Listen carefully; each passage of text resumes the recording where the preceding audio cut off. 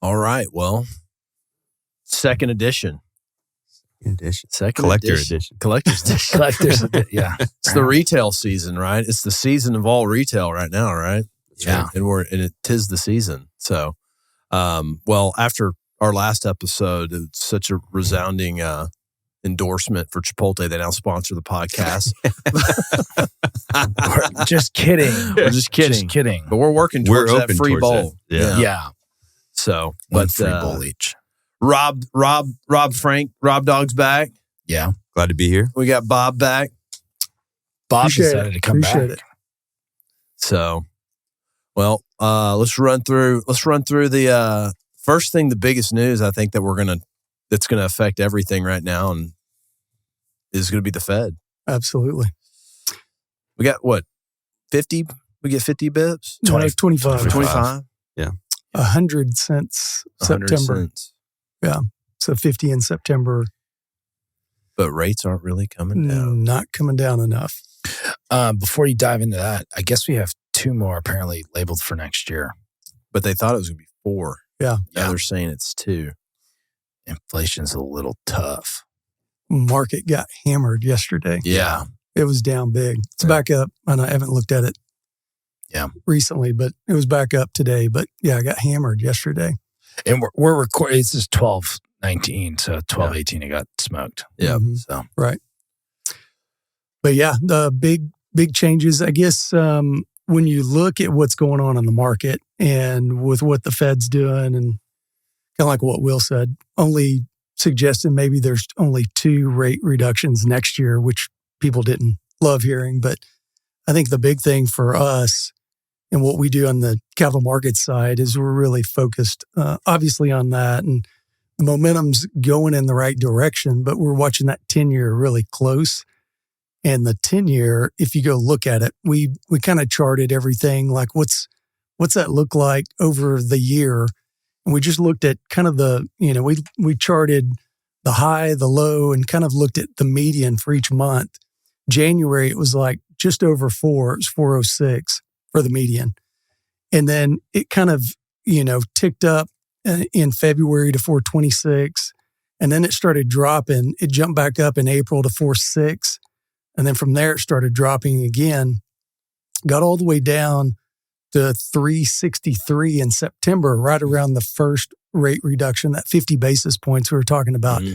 From there, it's gone the wrong direction for what we do. And the capital market side, anybody that's getting debt, a lot of that's all based off the 10-year. And right now, today, this morning, it was in 4.5 range. So it's just tough. I think that, for us, we want to see that back in the mid 3s, where if you start looking at debt, most of the mortgage guys we talk to, it's like you can, it depends on the spreads that the banks are out there with, but a good average is 200 basis points over the 10-year. So at 6.5, based on where the 10-year is, it's tough to make these deals work. With where cap rates are trying to hold. So, let's say in the small, let's call it sub $5 million acquisitions. Are you seeing those buyers use debt right now, or are those really like all cash 1031 guys right now? Primarily all cash 1031 guys, but on some of these bigger ones, especially after you get, let's just say, 4 million and above, there's still bigger exchange buyers, but you continue to elevate that. We'll get into that a little bit later with some of these bigger price point deals that we've been doing that are 10 million plus. Yeah. There's just fewer of those buyers in the market. Yeah. And if you go look at, multifamily and some of these other asset classes, a lot of that will really drive the market with single tenant, triple net assets like we're primarily selling. Yeah.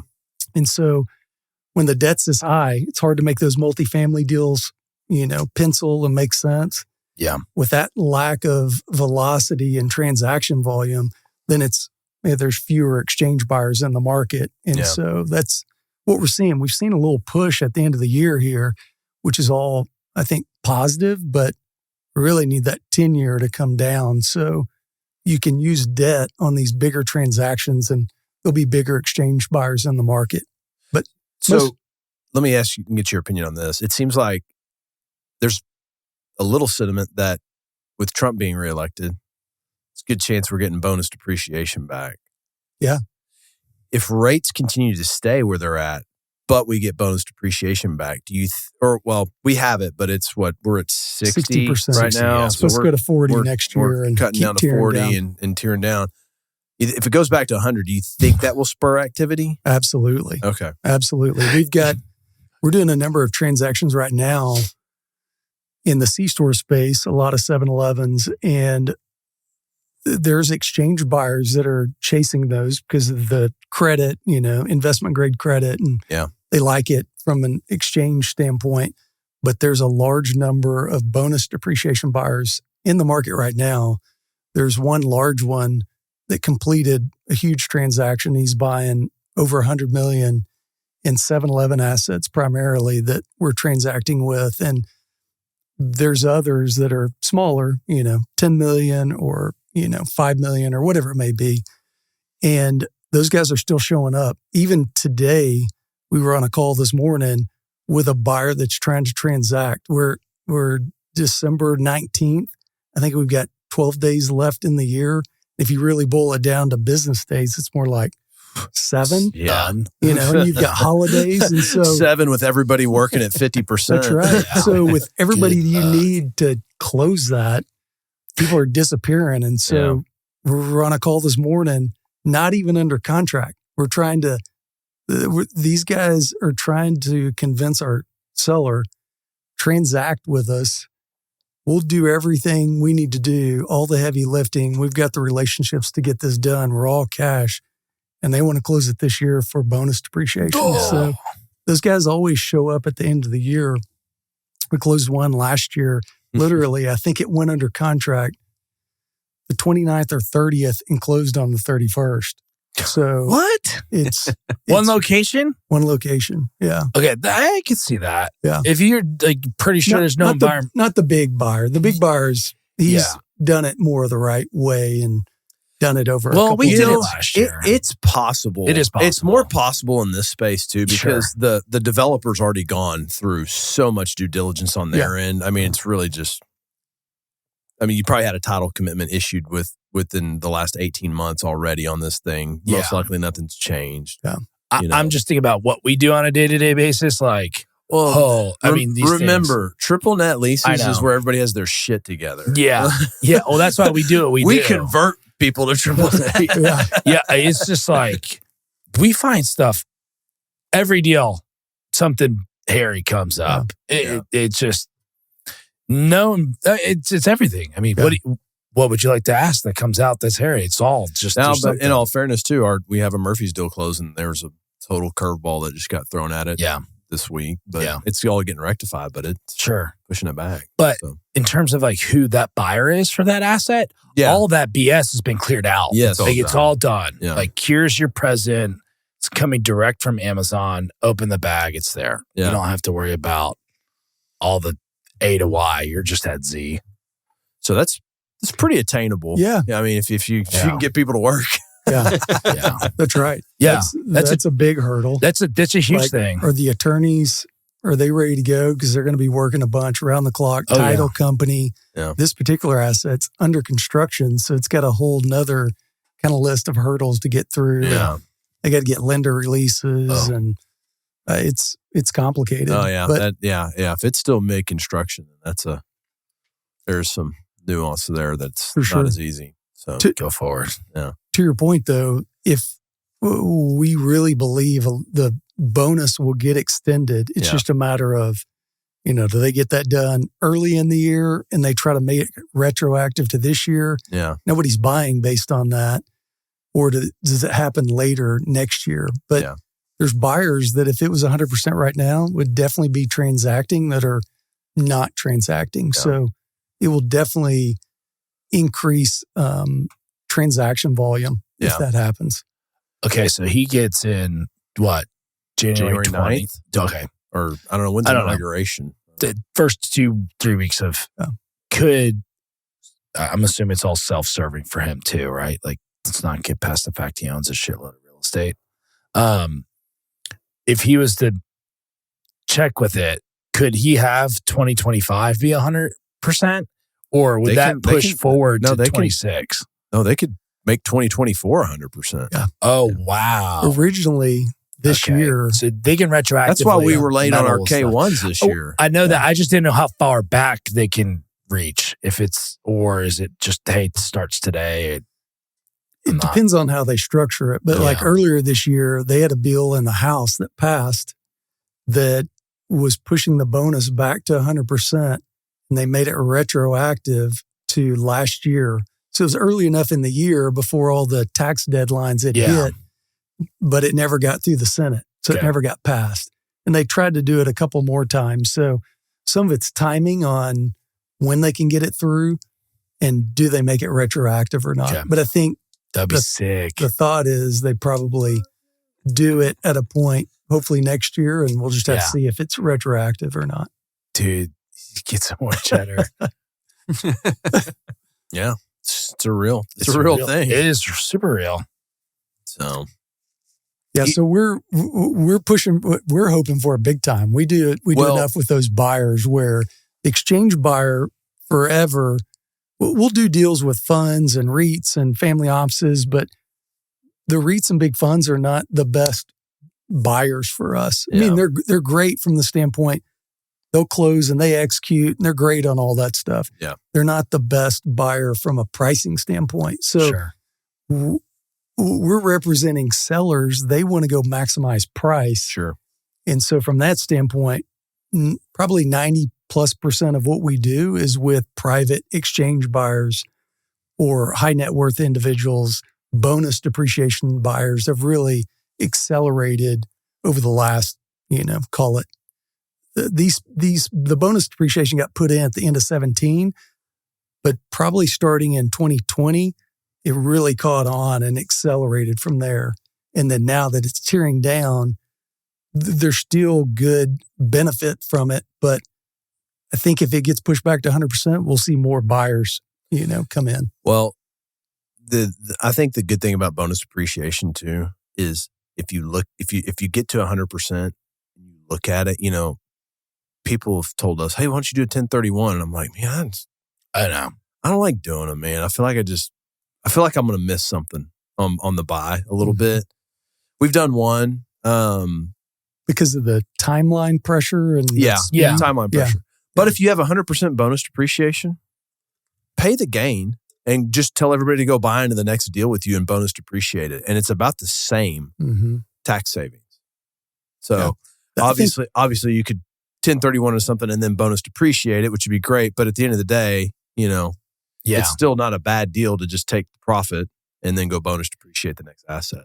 Yeah. I think the problem we see is just because the deal, we're just not looking at it through the lens that Bob's buyers are looking through it. I think a lot of times. Yeah. Because we're getting all like, oh man, we're trying to get to 8.5 yield on costs and we can't find that. And now we're on the shot clock time wise. And it makes it extremely challenging because, some quarters we'll have 5 deals in title and then some quarters we got nothing. But the volume of what we're seeing has not changed, but it's just, how it is. Right. So it makes it tough for us to. I think the key is in y'all, like you're talking about, as long as you've got the volume there, the key is if you ever sell those assets, you bonus, you got to go trade them into something else. Yeah. Or you get, it doesn't make sense. You get hammered on the recapture. So, well, let's roll into the tenants that we're going to be tracking. Yeah. Perfect. So Bob's our analyst on that. So I think what we're going to do or plan to do for right now is we'll track kind of we'll start with 4 kind of key tenants in this space. They all have a little bit different flavor. And then we'll just kind of update, once a month, and then we'll try to highlight one of them. Yeah.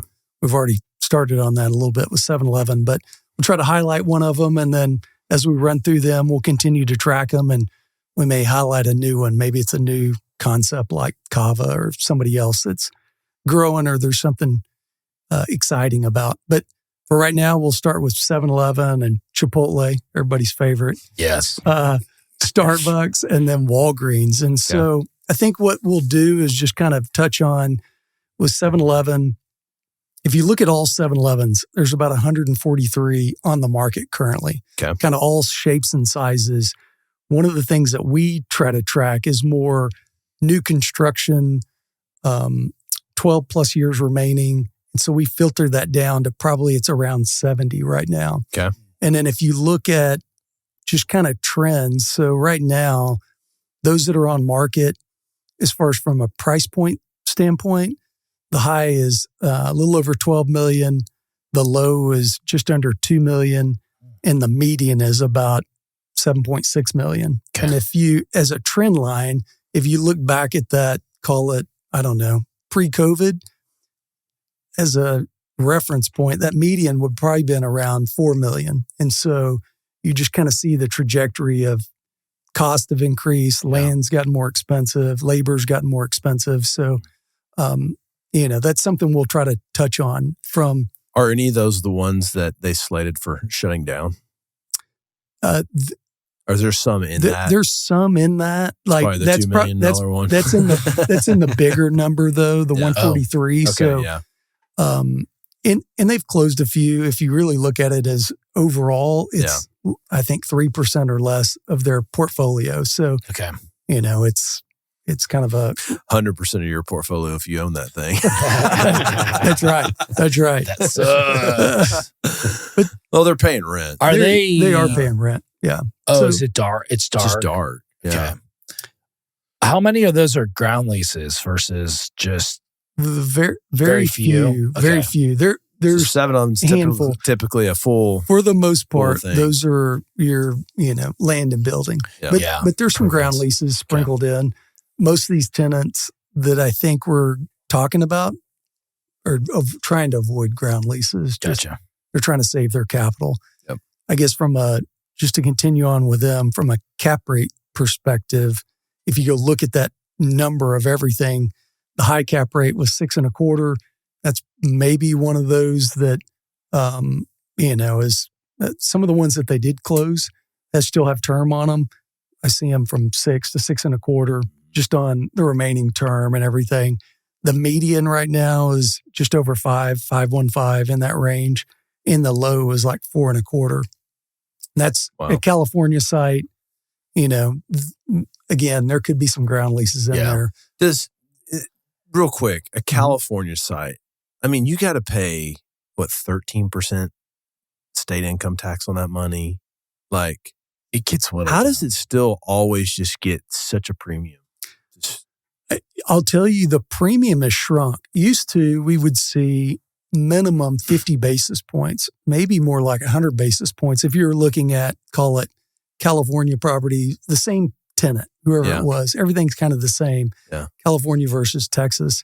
I would tell you that premium has shrunk. There's still a premium. Yeah. There's still a lot of West Coast buyers that want to own in and around where they live. There's a lot of buyers like that. And so I don't think that's changed, but we're also talking to a lot of West Coast buyers that they want to get out of those markets. And that's why they, sell an aggressive cap rate out there, and they want to move those funds into Texas or another market that they like. And so we're seeing more and more of that. And I think because of that premium has shrunk over the years. I guess on I guess we started talking about cap rate. So the high or the low was 4.25.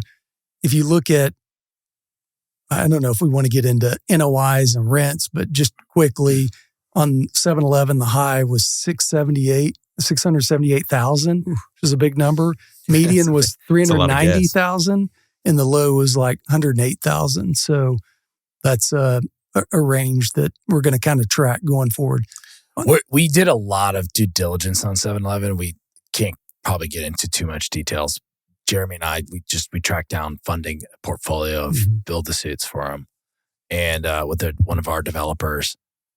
And the data that you're sharing right now is like kind of reconfirming some of the decisions we made and some of our due diligence. So we got to a point they're like, well, let us know what you want to do. And I just wrote them back and I said, I think you want to buy at this. I think It's totally stupid. They wanted to buy like in the 7s. Yeah. They're going to buy like 10 of them. But I was like, we were trying to bringing outside capital, structure our forward sale. And a lot of the rents were on the higher side. Yeah. So, and that's kind of ultimately for us, it's just, we kind of look at like, what's your yield on cost, return on cost that you're developing to? What are these things trading at? And then basis in the rents, and the rents that we were looking at, kind of different firm at that time, but they just said it's kind of correlated a lot. And so, I mean, what'd you say the median cap rate was on 7-Eleven? The median was 515. Yeah, 515. Exactly. We were like, over 100 basis points off of like way, it's almost 200. This is what's listed on market. So I tell you that's, what we'll trade at maybe. I think if you look at Texas and Florida, which are probably the preferred markets just because of business trends and population trends and all the positives that's going on here and there, those are probably the best. And those are going to be right around 5.25 range. Yeah. And then you get less desirable markets, things that are kind of outside the norm, 10 plus million, you got to be in a great market to still get that. Yeah. So those are the ones that start pushing up where those cap rates go up, and you gotta be careful, and you gotta be a little more cautious how you underwrite. Independently affirming all of our assumptions. Yeah. Happy. We did not set this all up, people.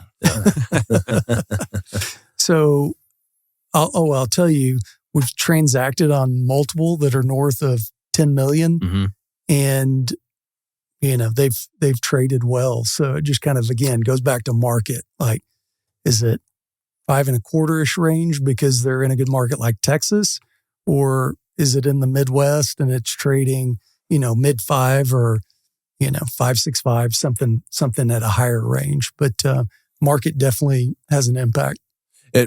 How many days do we know how many days on market those things are? I mean, they're all over the map. Yeah. I don't have it here handy, but I would just tell you that it's interesting. There's deals that have been on the market for 6+ months. People are really trying to hold out, and a lot of sellers, they know what's going on. We're talking to them all the time. They know big push at the end of the year, but it's like, guys, if we don't transact with the guys that are active right now at the end of the year, those guys, the bonus guys, the one thing I would say about them, they disappear until almost the end of the year. Yeah. And I pushed a number of them. I'm like, hey, you need to transact over the summer when there's less pressure. Think you could get a better deal. The more competition, the better the price goes up. So the challenge is those guys are very reactive, and maybe that's just the nature of it. They got to kind of get with their tax attorney or CPA and say, what's my exposure? What am I going to owe? So they know really how big a transaction do they need? How much bonus do they need to offset that gain? And that doesn't happen usually till late in the year. And so that's why it typically happens like that. But a lot of these have been on the market and then they've started to move. It'll be interesting to see, what happens next year. And if the bonus gets extended, it'll ramp things up. Yep. All right. So Chipotle, real quick. We'll try to title sponsor. Get through these really quick. But on the Chipotle side, there's about 63 on market. And if you kind of, that's some shorter term stuff too. Could be some multi-tenant deals in there. Actually, I think that was all single tenant. And then if we kind of look at 12 plus years remaining, that drops it down to like 47. The only reason we kind of look at that is a lot of their deals are 15-year. Yeah. There's some older ones that are 20-year. And so really what we're doing is like, hey, which ones are more kind of ideal and what are those ranges? And so on the Chipotle side, the high was 5.2 million. Again, this is on market. The median was about 3.3 million and the low was 2.3. Yeah. And then on the cap rate side, listed on market, 5.6 on the high side, 5 was the median, and then 4 cap was the low. Whoa. Yeah. Whoa. Again, It's California, Rodeo Drive, Chipotle. West Coast. Yeah. Yeah. On the Starbucks side, there's about 210 on market, give or take. If you kind of filter that down to, with them, we did 8+ years remaining. Okay. Once you get below that, I mean, you really start looking up and going, man, you're deteriorating value. Yeah. And it really starts day one because they start with that 10-year term. But with 8+ years remaining, there's 157. High price point listed on market was, gosh, what is this? I think I got some bad data in here. The high was around 5 or 6. Those California sites are really pricey. And then the median was like 2.7 million and the low was 1.2 million. From a cap rate range, you see a much bigger spread on these guys just because of how many are on market and the challenges that we've talked about in the past. But high cap rate for them listed on market was 6.75. The median was 5.75 and the low, California again, 3.2 cap. So, oof. Are they still doing double nets? They are. Yikes. Yep. Still doing double hard net. pass on a 3 3/4. Yeah. Well, just to be clear, were you ever in at 3 3/4? No. Only if we're selling from a 6. Yeah, I would totally party on a McDonald's. Though, I was about to say, 375. you're in I on do. Give me McDonald's. some golden arches. Yep. Will eats Happy Meals every day. He wants I to do own not. one near his house so that he Dude. can drive by and introduce himself every There morning. is one on the corner of Plano Road and Northwest Highway, and I would love to own that thing.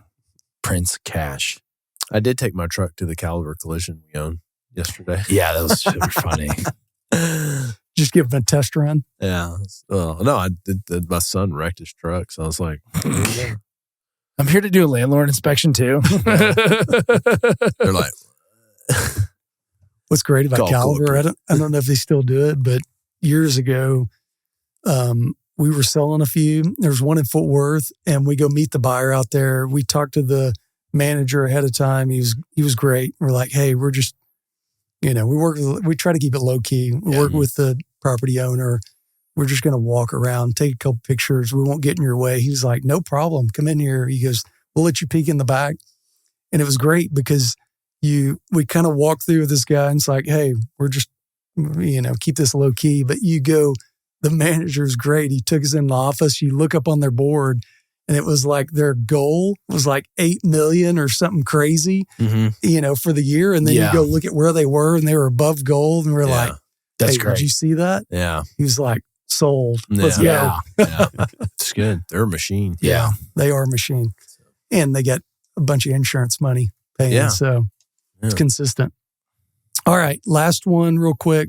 Walgreens, there's a lot on the market. 364 is what we pulled. Obviously, that's kind of changing daily, but high price point on that one was 41 million. I think that was a portfolio that got pulled in. So we'll try to get those separated out. The median on them is 4.6 million and the low was $1 million. So cap rate wise, all over the place with kind of the challenges that they've got and some of the things that they're doing, but 12.39 cap, which is huge. So that's a dark location. Yeah. There's dark, short term.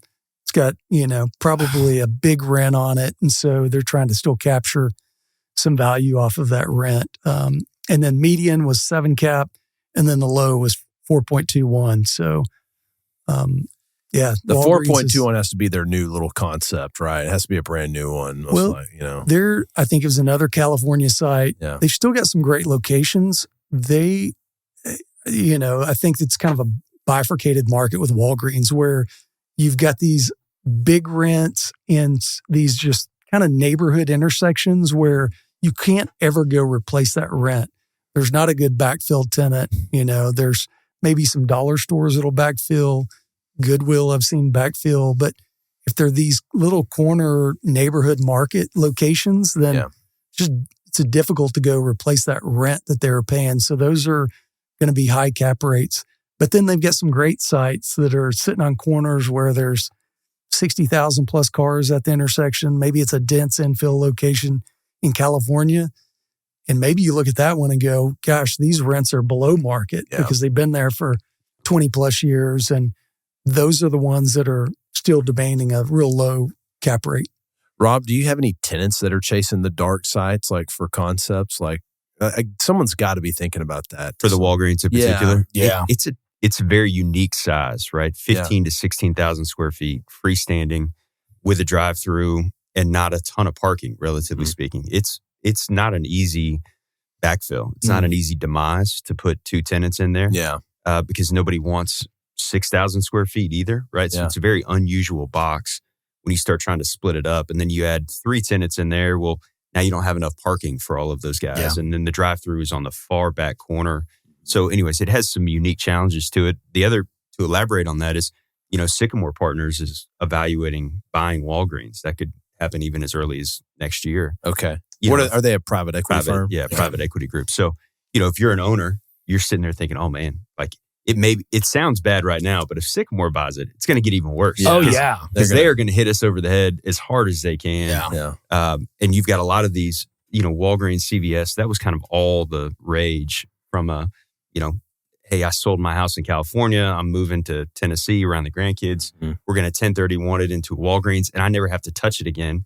It's a 50-year lease with, 5-year options after that. It'll be great. Well, you've got these owners that are now scared to death. Oh man, if this Walgreens goes away, this is my retirement. Yeah. What have you. I think that's a very unique situation, and it's not a fast food drive-through that goes dark and you can backfill it in a heartbeat. Yeah. You got to get creative and you got to spend some money because, you touched on the Dollar Generals of the world. Those can easily step in and utilize that space, but they're not going to pay the rent that Walgreens is paying. Yeah. Not even close. Yeah. They're doing a lot of They advertise, subleases. they sell things for $1. Yeah. Yeah. They've done a lot of those as subleases. You see the Dollar Trees and the Dollar Generals in the backfield. Those are subleases direct through CVS or Walgreens. Well, CVS, Walgreens are taking a write-off on that loss. They're not being made whole on that rent.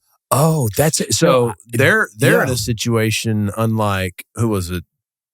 Big Lots that sold their leases for profit. They're like, eat it. They're in the negative on their lease. Totally. You get into the Big Lots and the Bed Bath & Beyond and the Bye Bye Baby. Those are junior anchor spaces, very marketable. Yeah. A ton of tenants that want to backfill those. And they're probably under market rents. Yeah. Totally different scenario than the freestanding Walgreens on the hard corner. Yeah. And you've got a list of 5 or 6 tenants that could really step in and just immediately occupy the space. Yeah. Other than that, you got to get really creative to figure out what that solution is going to be. And if you've got a VC coming in to acquire, there's no telling if they just suck the capital out, go BK, default on all of those leases that they don't want, and then plan to, operate from there, or if they're just going to beat the portfolio to death, scare the bejesus out of all these owners, get rent reductions even on the great stores, and just stay and continue to operate the ones that make sense. Yeah. Two comments to that. One, whenever tenant reps bring us tenants, like, oh yeah, PE backed. I'm like, well, there's a dude somewhere and he's got a Harvard MBA and his job is to maximize profits. 100%. So we actually are scared. Yeah. Like, because they're probably a lot smarter than we are. Somehow. Well, they'll cut bait. And they'll cut They're bait. not afraid to cut bait. They will lose to win Yeah. many times out of 10. That's right. It's all about that 5 to 7 year run and how do I reduce cost? How do I try to bump sales or whatever just to make that EBITDA number look better so I can sell it on a better multiple after they grow it for 5 to 7 years. And then in my neighborhood, I think I have 2 CVS's. I've got a bunch, but Walgreens, I can't remember. One is getting converted to a car wash right now. And then the other one I get is a dollar store. Right. And I was just thinking, I was like, oh, that's a great conversion. But sounds like it's a sublease. So chances are you've got CVS who did a build-to-suit there. And is paying, we'll make up a number, $48 a foot, right? Because it was a turnkey deal for them. They signed a super long-term lease. Well, they've elected to close that facility. Nobody's going to match that $48 rent number. No. And they still have 15 years on the lease or whatever it is. So they turn around and sublease it to X retailer. And those guys are going to pay $15 or $18 or maybe a little bit higher, but not much. But is that what those things are worth now? Like, yeah, if you just take a shell to market, you just white box it, have fun. What do you need? It's tough. We've got one right now that we're working on selling. It's in a small market in Indiana, right off the interstate, but it's across from Walmart. The real estate fundamentals are great. And we've got a lot of tenant interest and a lot of C-store interest. The challenge is they still got term. They still have, I think, 7 years remaining on the lease.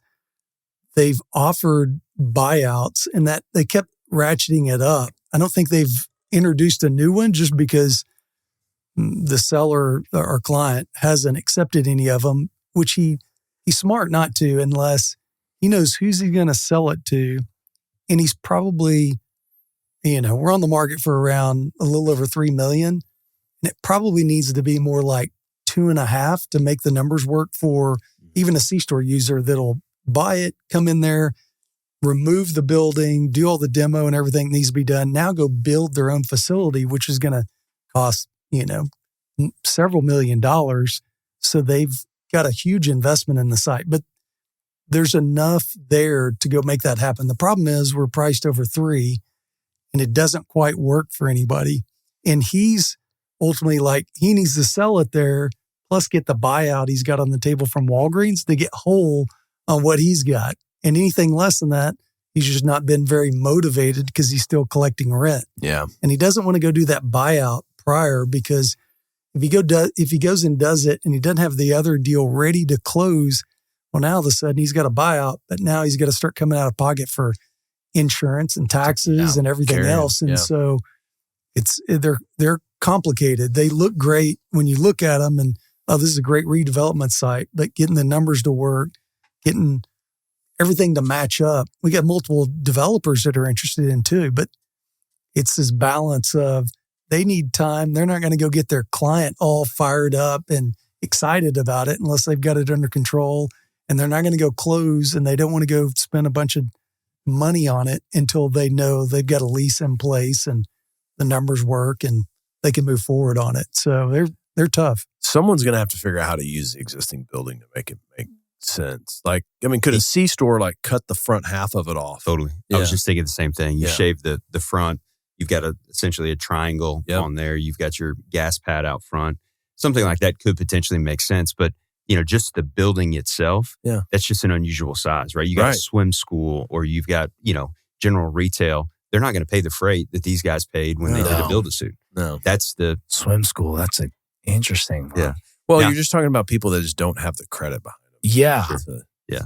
Now, the one thing I will say is I don't think that the need for pharmacies ever truly goes away. Sure. It may diminish. We don't need as many as we have, what have you. But it's one of those, if you can find a good location that performs well and you get an owner who just wants to get it off the books because they're scared to death for one reason or another, you might be able to buy something now at a very, high cap rate and go, hey, I'm just going to ride this thing out. I feel confident in the real estate that even if everything implodes, but chances are if that's a good facility, it's going to stay there in some form or fashion. Yeah. And you ride it out and all of a sudden you look up in 2 years and Walgreens or CVS has kind of come out of this fog that they're in right now. They figured out the insurance piece of it. They've gotten stronger as a company. Walgreens has talked about selling boots over their boots concept that's over in Europe, divesting of that. All of a sudden you get a cash influx. Maybe they're healthier in 2 years. Yeah. You re-up and sign a longer term lease and you're able to sell that at a good spread. I think that's something that's a realistic possibility for the right real estate with a strong performing asset. Yeah. Someone's got to figure that out. It seems like, when you said C-store, it seems like a C-store to me. Yeah. But Even some of the guys I've talked to that have redeveloped some of the pharmacy sites and they've had, good C-store tenant come in and they'll do a ground lease. By the time they've done everything and the ground rent, and then they go look at selling it, even if they're selling it at a 5 cap or wherever it is, they're like, gosh, for the exercise they just went through, they're kind of like, that yield's not there. There's not a lot of juice there. Yeah. So it's tough on those, which is crazy because Walgreens, CVS, that pharmacy was the darling of the investment market for 1031 buyers, like Rob kind of touched on at the beginning. It's like that was what everybody wanted, and that business has just changed, and you see this new evolution happening. So you run through all the highest paying tenants, right? Banks, coffee, fast food. none of them fit in that box. No. Right. No. And you're not going to buy that box cheap enough to then spend the money to demo it, to then be made whole when you do a ground lease with one of those guys. Yeah. It's a tough nut to crack. It sucks. You don't always win in real estate. Yeah. It's true. I feel like I've been saying that a lot recently too. Come on, bonus depreciation. Yeah. Well, that's some pretty cool information to have a data point to reference next time. Yeah. So Absolutely. we're getting this rolling. So we'll kind of touch on, how many were on market last month? What do we look like this month? Trends that we're seeing in any of those guys, and we'll dig into one or multiple. I know we talked a little bit about 7-Eleven and Walgreens. So, well, I think it's time for our local reporter on the street. That's Rob Franks. That's right. That's right. We've got a few headlines to touch on. So, this is the time of year everybody starts kind of releasing what the forecast growth wise is going to look like next year. So we've got some high level stuff that is fairly exciting. So we'll start. Dollar General plans to open 575 new stores and do 4,250 remodels across the country. Wow. They're also testing a same-day delivery in 75 stores with plans to expand that to thousands of stores if it performs well. So they'll deliver to you. Right. And keep in mind, Dollar General. Tertiary markets, too. I was going to say, most of these are in small town USA. Yeah. And that Dollar General is the grocery store. It is the and grocery store. The Walmart, and it's everything. And the pharmacy, the C-store, the grocery store, all of it in one. But their continued expansion throughout the years has been amazing. I mean, they're growing at 500 to 1,000 stores a year, every year, consistently for the last 15 years. Yeah, wow. I mean, it's been amazing. Wow. It's very impressive to watch. Every time I see their numbers come out, I'm like, man, that sounds like too many, and then they just keep cranking them out. Right. Do the remodels? Do we know if those are like renewals? You think, or? There's probably something in there that's triggering that. And so it's hey, we've been in here for 15 years. We'll do a refresh and we'll exercise our 5-year option, or we get a landlord contribution to go in and do that refresh. Yep. But a lot of those stores have been there for a long time, and it's time to update them. And maybe you're adding a grocery component to it that wasn't there in the past, or whatever it may be. And we've even seen a lot of those that have moved directly across the street, because it was so expensive to try to remodel their existing facility and it was undersized. Yeah. Heck, we'll just buy the pad directly across the street, which is probably not that much money in some of these towns. And we'll do a new build, and it's even easier. We don't have any downtime. I think that's it. It's like, it's just what's it going to cost us to remodel this? Is it big enough? If it's not, a lot of times it is. Let's just go across the street. Most of the developer clients we've got, or I think all of them, they just get, when they're working with Dollar General, those guys are giving them a lat long, and they're like, here's your circle. I need anything within quarter mile or whatever it is of this. And these remote markets, that's not complicated. So the owner's hoping, I hope you can do everything in this remodel because I don't want you to go across the street. And I've got this, metal building I don't know what to do with. Yeah. We looked at one in San Antonio. But it was like in San Antonio. Yeah. And they were going dark, I think, or something was going on. There was too many people near this Dollar General. And somebody sent it to us, and they're like, dude, you got to get a hold of this thing primo. Zoning wasn't there, and I think it would have been an uphill battle. But because they are metal buildings. Had a little lane with it. We're like, oh, this could be a collision center or something like that. Yeah. Depending on clear height, you just punch a door in that sucker and boom. So... Did y'all have a tenant in mind, or just we just would have bought industrial? it and kind of see what happens and try to kind of move it to industrial. So Burlington plans to open 100 stores in 2025. Q3 sales were up 11%. So does Burlington compete with Big Lots? No. Burlington is almost 100% fashion. Okay. So it's Big Lots. They used to be the coat store or whatever they were branded as, but it's. I mean, there's one in Prosper, right? At Gates of Prosper. And it's clothing, men's, women's, kids, shoes. So it's all apparel. But they've been on a warpath recently and had a lot of success buying those leases of the junior anchors that went dark. Tractor Supply plans to open 90 stores in 2025. I love me some Tractor Supply. You have to love Tractor Supply. Academy Sports plans to open 20 to 25. Mm-hmm. Lowe's 10 to 15 in 2025 and beyond. They're doing some changes to try to incorporate online as well and really working on that holistic model. Okay. And then Aldi plans major expansion and renovation of the U.S. headquarters, planning to add 800 stores by the end of 2028. Could Aldi's go into Walgreens? They're a little bigger footprint. Yeah, so I'm sure they would make some exceptions, but that's actually too small for them. So they need to be just a little bit bigger than that. I think they're just over 20, plus or minus. So I'm sure they could squeeze in the right market. But you can see I'm trying to angle to like go buy a Walgreens to shove someone in there. Bob's got plenty to sell you. Yeah. You let him know. He'll find Greenburgh, Indiana. Yeah. We will find tenants. I thought this was interesting. I didn't know this. Aldi's already up to 2,400 stores already. Wow. Really? Really? Yeah. Just super impressive. Like, for me, I just kind of, I don't even think I've ever been in an Aldi. Really? Like, I just kind of like pass by them.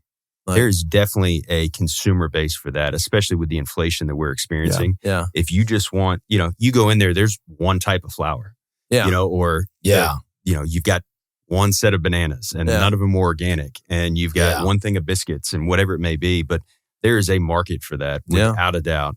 And if you want to go in and save some money and get the basics, it's a place to shop. I'll tell you this, their organic beef, my mother-in-law turned us onto it. It's actually really great, but that's pretty much the only product we would ever get there. In Bluebell often is on sale there. Really? Yes. Secret sauce. But yes, you're correct. Just only expired a week or? No. No, the Bluebell goes quick. The Bluebell it's all good. It's all good. Little freezer burn, not much. It's all right. Banana pudding, Bluebell is the best. Really? Yes. All right. Will's getting some tonight. Yes. He's writing that down. Yeah. His first note of the day right there. That's a lie. There's notes on here. A lot of scribbles, but.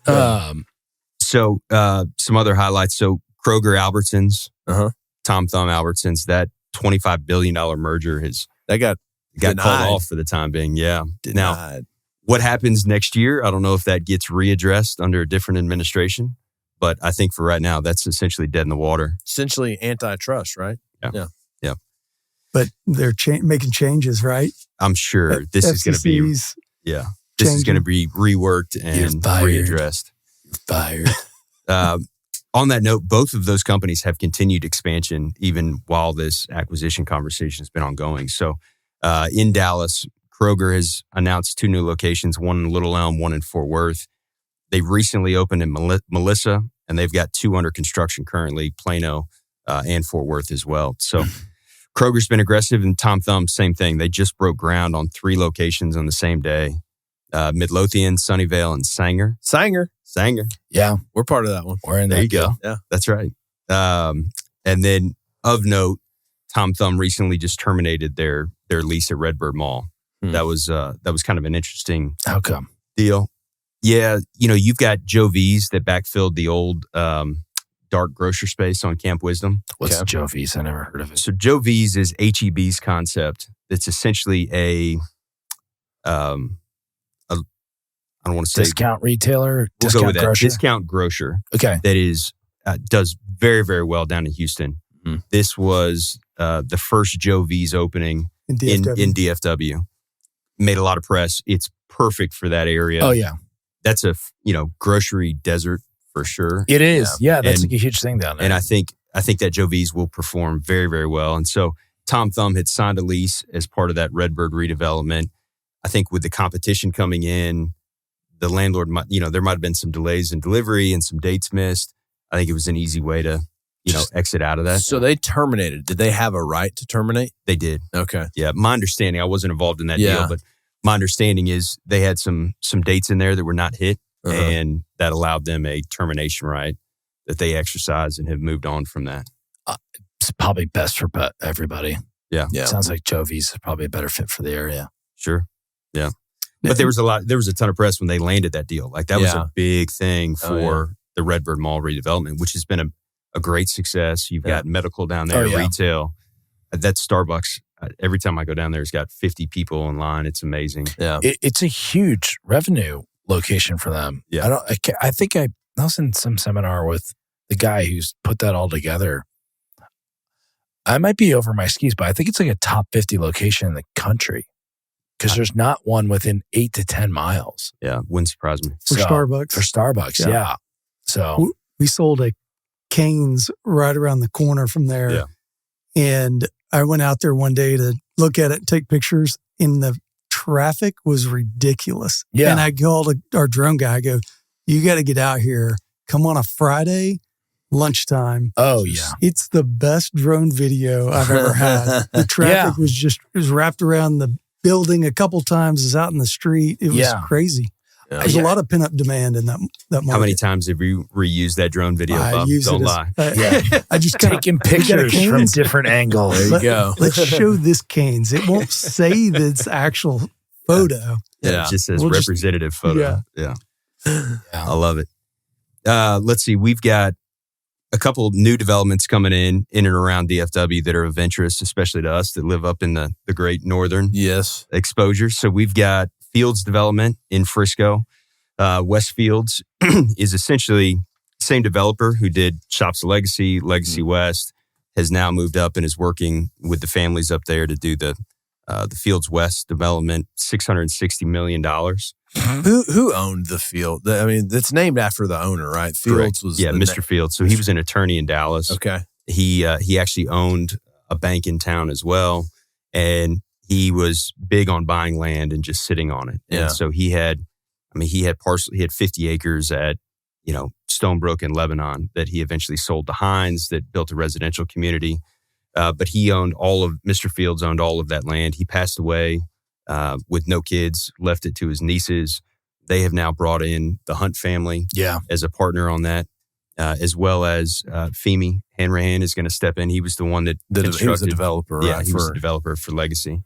So he stepped in as the development partner on these projects. And so it's really neat to see what they're putting together. You look at the site plan, it's very similar to Legacy West. Yeah. Bigger.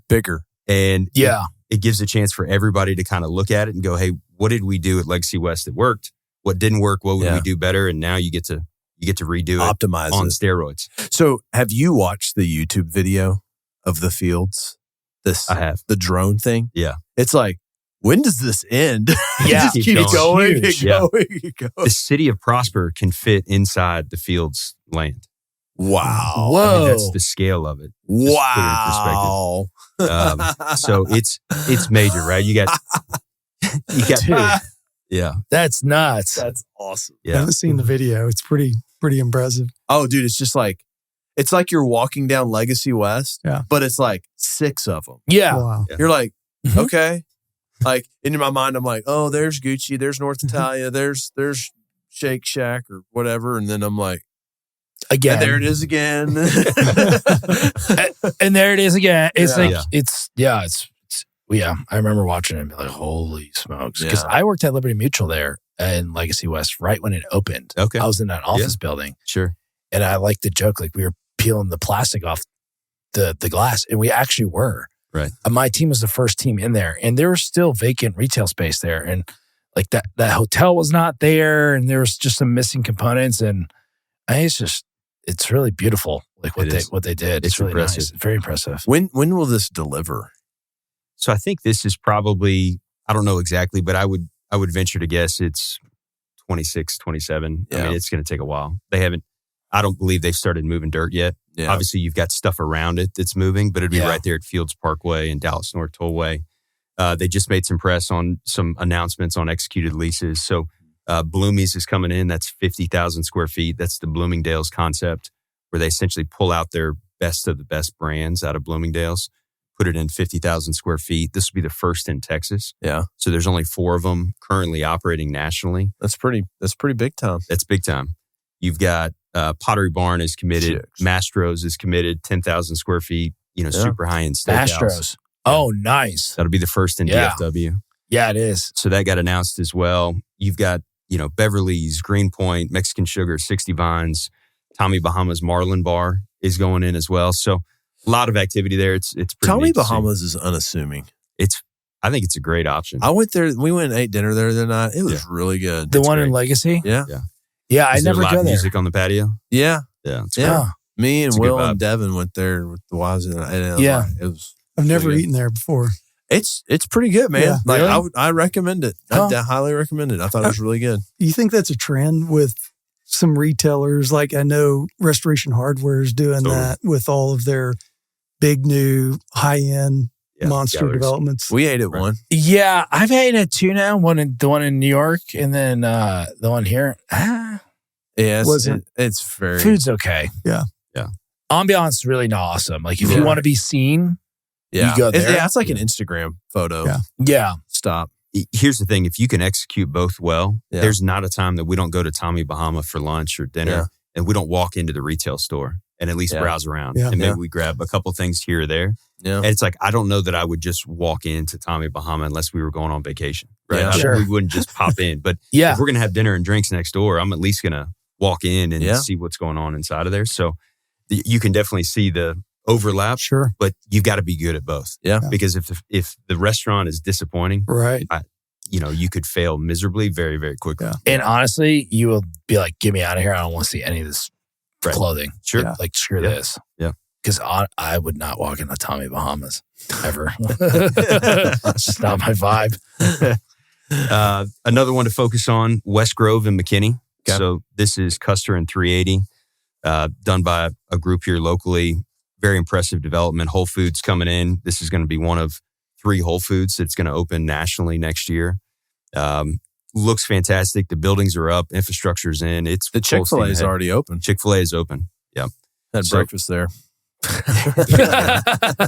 Today? No, a couple weeks ago. Me and Layla went and had breakfast there. Yep. So you've got, you still have some really good concepts, not the high end that you would have at a Fields per se, but Mhm. you've got Sephora's in there, Velvet Taco. You've got a bunch of restaurants to be their first in concept in Dallas or in Texas coming in there as well. So pretty neat what they've put together. And that'll be online, early mid next year. Yeah, the Whole Foods is pretty close. It is. They just sold off all the land in the back for the multifamily development.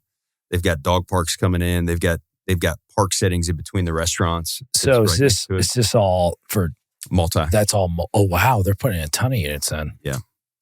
Jeez. Very high end multifamily in the back. Mhm. Big premium on those units. Is they are doing it De La Vega, or is it like Trinsic or somebody like that? So De La Vega is doing the retail side Okay. of it. And now he's sold off the multifamily Okay. You land said to a that. different group. But that just closed a couple weeks ago. these are all of our tenants that we interact with. Mhm. It's like that. It's just kind of main and main. Oh, it's a great location. Yeah, it's awesome. What's up with Planet Fitness taking over our Texas Family Fitness, man? Man, I'm disappointed. Like they're gonna change it all, right? I mean, was there this morning working out. Yeah. They've already ripped down all the signs on the inside. They're about to rebrand it. The whole thing's but their whole deal is you can't use free weights. who's Have you ever been to a Planet Fitness? Yeah. There's no Like, free weights? there's- there's free weights. There's free weights, okay, but like not to if that I want to scale. bench, Yeah. it has to be on a Smith machine. Mm. If you want to squat, it's on a Smith machine. That's You want to do deadlifts on a Smith machine. Is that right? Why? Yeah, Interesting. Why? So they're gonna. You got there to deal were- with all the purple. yeah. I think it's like black and yellow now, isn't Oh, it? Or is it it? still They purple? I changed don't it? know. Oh. It doesn't matter. But yeah, so there were 11 Texas Family Fitness locations. They sold to Planet Fitness. They're going to close down 4 of those and then convert everything else. So anything that competed with an existing Planet. So they closed the Colony. They closed Lakewood. Yeah. One in Plano, and I think one in Garland. So those Wow. were the 4 that are going to close. But it's selfishly, it's a little disappointing. Yeah. I love Texas Family Fitness. We've got one right by us, but Yeah. they're full steam ahead on a remodel. Yeah. The one down the street from me closed and it caused an uproar. People were pissed. Is that the Lakewood? Yeah, the My Lakewood wife one. was talking about that Neighbors. when she's Oh, like, they were mad. People were mad. people were blowing up. Yeah. All these face group chats, like Yeah. I don't look at them, but it just was like at the top of my feed and I had no idea. And then everybody rushed over to the Planet Fitness, I think off of Northwest Highway or somewhere in the area. And they hadn't uploaded them yet. And it was like just pandemonium, Chaos. Yeah. chaos. Yeah. Yeah. The Prosper Moms Facebook group wasn't happy, I don't think. It sounded like the They sounded like, I guess Tom Lane calls it Planet Golden Corral. Wow. That's fantastic. Yeah, I guess the integration wasn't done right with the technology. Yeah. Not surprising. Sounds like an opportunity, real estate opportunity for the ones that aren't going to stay open. There's that one We've already reached out. concept coming in, right? Who is it? What's that one Mark Wahlberg's like hyping Ethos or Ethos. EOS. EOS. Yeah. So EOS is new to the market. Amped Fitness is new to the market. So they're out of Florida. They've got one in Richardson. They just signed a lease in Fort Worth and one in Mesquite as well. Okay. Quite a few down in Houston. So there are plenty of people to backfill those boxes. Yeah. That's not the issue. What separates that type of gym from the type of gym that was in there? Like, what are they doing differently? Well, I guess the free weights, that's like I don't know if they'll do that there. I mean, golly, you would like wipe out a massive part of that place. They built that thing great, I thought. They did. It's a great facility. I think, if you go into the Amp Fitness, for instance, it's a very cool feel to it. They've got the music playing. They've got some black lights in there, some neons. It's meant to be young and edgy, and their target clientele is, 17 to 34, diverse clientele. They really have a target market there where I think Planet Fitness, for instance, is very driven towards, hey, we want to market to everybody. Yeah. And we want to make it so cheap that even though you're not going to the gym, you're not going to take the effort to cancel your membership because it's only $10 a month. They want the planet there. Yeah. The whole planet. Getting that Golden Corral buffet. I think they're one too that if you can't cancel over the phone, they make you come in. You got to go in and give a blood sample. Yeah. Go a Cowboys. Hold on, let me Fit get was my like, manager. Yeah. 30 he's minutes on break. later. Yeah. Cowboys Fit was like that. Yeah. Because we used to be at the Star. Yeah. And I got real mad when I was there. Where are you going? I go, Texas Family Fitness. I'm like, why? I go, it's cheaper. But I go, honestly, you got 3 squat racks. You know how irritating it is. Like, Right. like standing in line, like there's some girl like doing squats and just Instagramming her butt. Yeah. No, that's like, but I used to do the one in East Dallas, the Baylor Scott White facility. It's the same thing. Yeah. So, A couple other highlights. So Black Friday, we saw online sales increase by 10%, sales totaling $10.8 billion. And the entire Cyber Week generated an estimated $41.1 billion in sales. Very nice. Very nice. credit card debt. Yeah. Let's see. Oh, yeah. They said a big function of that was the buy now, pay later components you see on almost every website. Yeah. It's just, There's going to be like a lot of not pay later. there's a lot. That's just like, it's like fat kids and sugar. Freaking addicted. Yeah. Yeah, speaking of that, we've got Tudor's chocolates coming into Rockwall. $20 million Rockwall chocolate factory plans to construct a 225,000 square foot facility at Rockwall Technology Park. Tours will be offered. Will This should be like I know that's Willy something Wonka. You might be interested in. Like Willy Wonka Willy and the Wonka. chocolate factory. Yeah. That's probably not that far from my house. Let's see. Container Store was just delisted from the stock exchange. Oh, where's your sound effect? There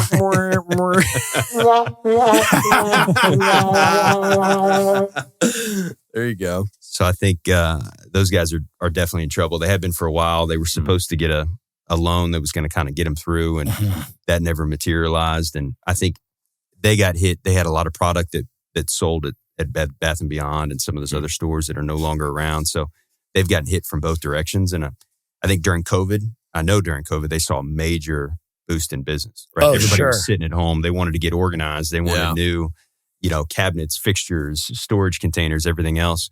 That obviously that has worn off now at this point. So I think they kind of got spoiled with some very high, overly inflated sales. Yeah. They spent some money that maybe they wouldn't have otherwise.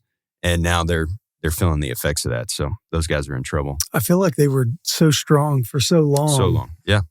Well, if you think about it, they really led the charge. Yeah. You know, now you can buy very like quality product at Lowe's, Home Depot, everywhere else. Mm-hmm. But there was a time where if you wanted nice storage bins for Christmas or whatever, that was where you went. Yeah. Well, now you've got 100 different options, including ordering online and just having it shipped to the house. Sure. From Amazon. There's a lot of alternatives that didn't exist 10 years ago. Yeah. And so that their product is now available everywhere. And, you know, it wasn't that case for a long, long time. They were a darling. Is their headquarters Coppell? It is. That's home base, right? Yep. Yep. Sounds like there's a distribution center available soon. Then I think you guys touched on it on one of the earlier podcasts, but Raytheon, you know, selling their Lemon Ave location, 15-acre site at 6,000 Lemon Ave for Porsche dealership. Yep. One day. Will, it's funny how the Italian was drawn to the Italian sports car dealership news. Yeah. I just love those cars. They're so nice. I can see you driving down A Porsche. in the Porsche Yeah. with your Tommy Bahama shirt on. Yeah. After just chowing down on a big old fat man burger. When we sell a Hell yeah. portfolio one day, Oh, yeah, it's coming. Will's going to be 100%. within the next week. Yep. What color, and is it a convertible or are we going It'll be a 911 GT 3 option, silver, black interior, or black on black. black on black? It's already ordered. Yeah, Sounds like he's already built it all. Right. I have. Come on, Bella. You just threw me on the- Yeah, no, I've already, trust me, it's run the traps. Yeah. I love it. Well, good. That's it cool. for me. Awesome. Well, I guess next month we'll have ICSC Red River. So Coming up. yeah, Yeah. Or we can do a live podcast from the show floor. That actually could. would be sick. that would be sick. That could be pretty cool. Bella, you Yeah. think you could pull that off?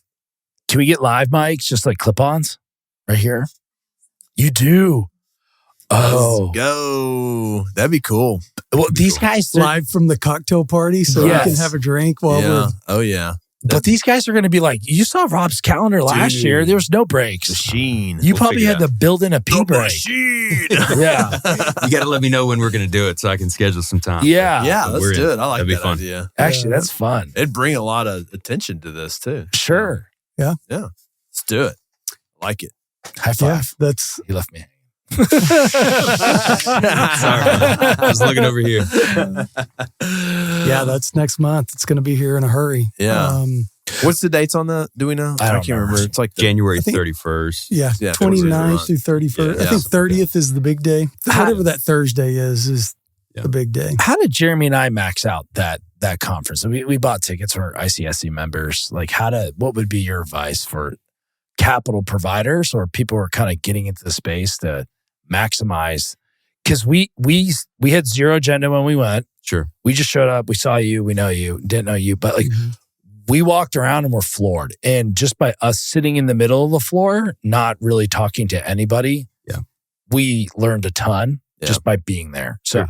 Well, we made a lot of introductions as well, right? I'm Sure. like, Oh, you yeah, gotta we talk to did. This guy. But, Come like, see this guy. you were the only guy in Brian Williams and Vaquero were the only two people we actually had like meaningful direct in the Circle K manager, but 3 out of 3,000. So Yeah. going into it this year, like what? So you can actually go onto the website once you're registered and you can pull down all the attendees. Yeah. Okay. So you can download that list and you literally go through and highlight the guys or the companies that you want to get in front of, whether it's retailers and you're going to try to assist them, or if it's developers and you want to talk about the capital stack and how you can assist in that. But essentially run through that list, highlight those folks, and then believe it or not, you got to start reaching out now. Yeah. Because- Oh, sure. because especially after the holiday, right? You come in that second week of January and the calendar starts packing up. So like now is the time to start making those reach outs, introducing yourself. What are you doing? Yeah. What's the angle? What do you want to talk about? And try to set up those meetings now. Yeah. And essentially that floor day is every half hour. So, we start at 8:00 and we've got meetings every half hour until 6:00 that night when we go to the happy hour. So it's one of those, but you got to get in front of it now and start doing your reach outs. But you can download that entire attendee report and start scrubbing it immediately. I like how you just get a hotel there.